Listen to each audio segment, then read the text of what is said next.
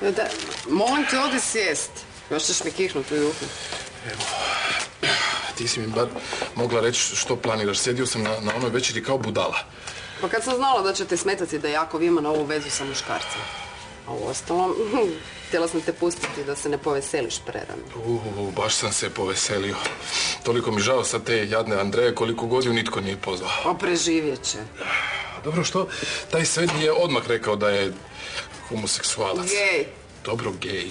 A šta sam ga trebala pitati za spolno opredjeljenje kad sam ga zapošljavala? Ne kažem ja ništa, samo nije u redu da ja saznam među zadnjima. I to na najzanimljiviji način. Ajde.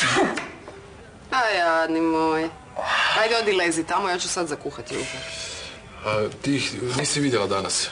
U salonu, mislim. Prespavali su tamo. Gdje? Na podu?